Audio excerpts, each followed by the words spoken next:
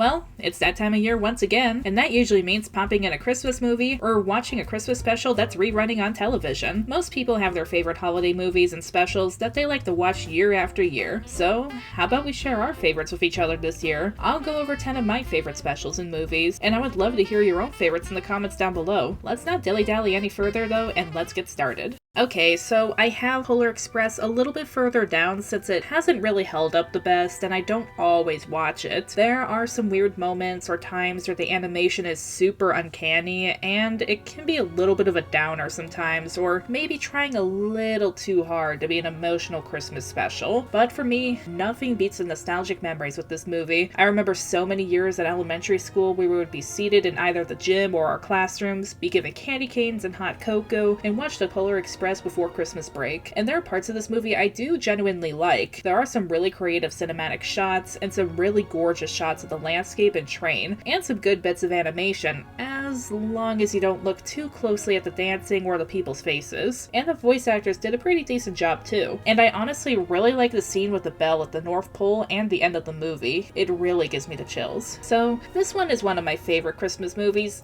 even if it's more so for nostalgic reasons.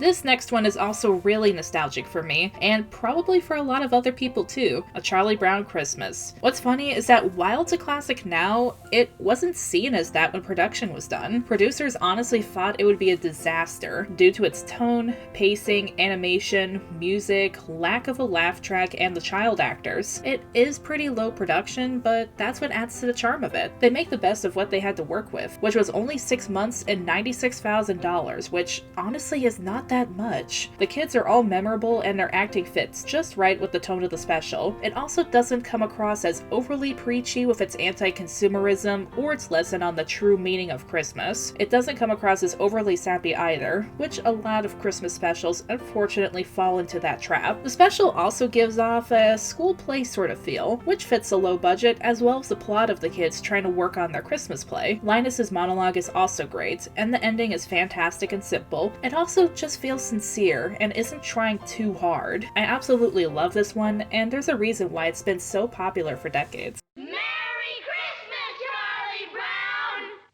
Hark the herald angels sing, glory to the newborn King. Mickey's Once Upon a Christmas is another Christmas movie that I've loved since I was a little kid. Even though it's a bit corny and it's a direct-to-video movie, it's still pretty good. We still get some good animation, good storytelling, and great voice acting with the 3 stories included in the movie. My favorite one is probably the one with Goofy and Max. I really like the dynamic that they were given in both this and the Goofy movies, and I like how emotional that it can be with these two. Goofy is just a single dad trying his best, man, and he even helps out his neighbors who are struggling financially by getting them a Christmas dinner and giving the kids presents. He's just so freaking nice. We get both a lot of humorous and heartfelt moments throughout the shorts, as everyone learns their own lessons and the true meaning of Christmas in their stories. It's really sweet and I love it. I've never seen the sequel though, and honestly, I'm a bit afraid to see it just judging by the animation, just saying. Oh, Minnie, you're all the music I'll ever need. Now, for the next one, I actually never saw it when I was younger. My fiance actually introduced it to me recently, and she saw it in her childhood. This Christmas film is All of the Other Reindeer, and all I can say is, I want a refund of my childhood, man. You're telling me I could have been watching this, but instead I was watching, I don't know, the Chub Chub Save Xmas? That one was kind of weird. Anyway, I really like the unique art style for the movie, and the characters are super endearing. We also get a lot of really clever lines and jokes that had me laughing so hard even as an adult. The songs are really catchy, and honestly, the whole movie is just so charming. Also, as someone who works in the field of printing and shipping, the Mailman's song about Christmas was honestly kind of a mood. Though, I am curious about who watched this during their childhoods. And 3 cheers for Olive, the other reindeer. Hooray! Now, a lot of people have at least one version of A Christmas Carol that they really like. While I do like a bunch of versions, such as the Muppets Christmas Carol, the Mickey one, and the one with George C. Scott, the one that really draws me in each year is the Jim Carrey Christmas Carol for some reason. I feel like for this one, people are either going to like it or they won't, since some people aren't really a fan of Jim Carrey's acting, or this style of animation and motion capture. But while I wouldn't say that this is the absolute best version of A Christmas Carol, I do gravitate towards this one a lot. It takes a lot of risks, and some of them don't pay off, or we get some really awkward bits of animation like the dance scene. Like, good god, these motion capture movies really should not do dance scenes. But then we get some incredible dark and emotional moments too, as well as a lot of creativity. I love the part where Scrooge sees what pain he caused Bob Cratchit, and the design of the Ghost of Christmas Yet to Come, where he's literally just a shadow on the wall, and the scene of Scrooge going to Fred's house, the atmosphere. I honestly love this movie so much, despite its imperfections. I've come to dinner, if you will have me.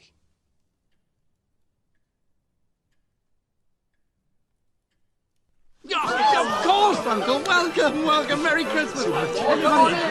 The next one is actually a pretty recent movie that I absolutely fell in love with, Claus. This one is the director debut of Sergio Pablos, who previously worked on character designs for Disney, and created characters like Frollo, Hades, and Dr. Doppler, which you can definitely see the similarities in the style between Treasure Planet and Claus. This is also a traditionally animated movie, which, can I say, I really miss seeing this style of animation. Not that CGI is necessarily bad, there's been really gorgeous animation that came from CGI, but I miss seeing a blend of different animation released. But anyway, that's a discussion for a different day. The animation is absolutely stunning. I love the lighting and the colors. Jesper and Claus work really well off of each other, and I really love the strange townsfolk. There is a little bit of a lie revealed plot in there, which I don't really think was totally necessary, but I honestly enjoyed the rest of the movie too much for it to really bother me, and at least it didn't stay too long. And also, the ending made me cry, like the baby I am.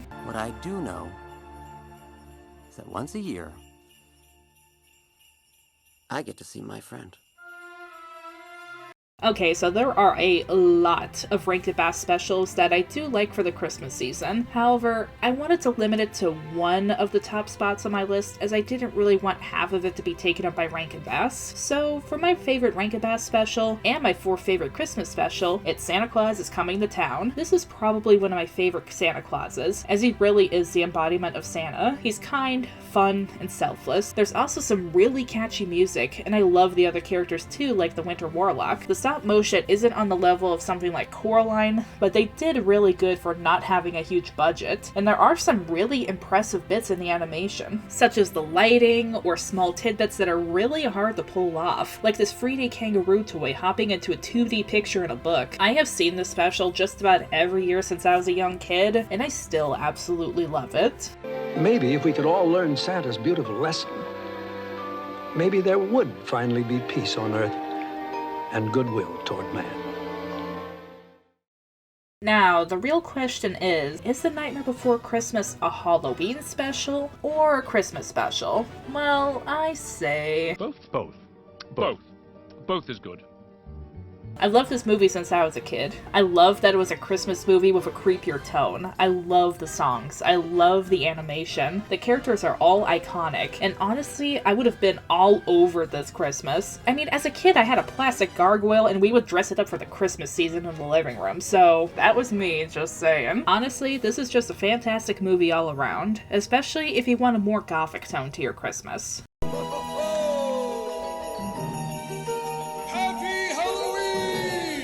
Merry Christmas!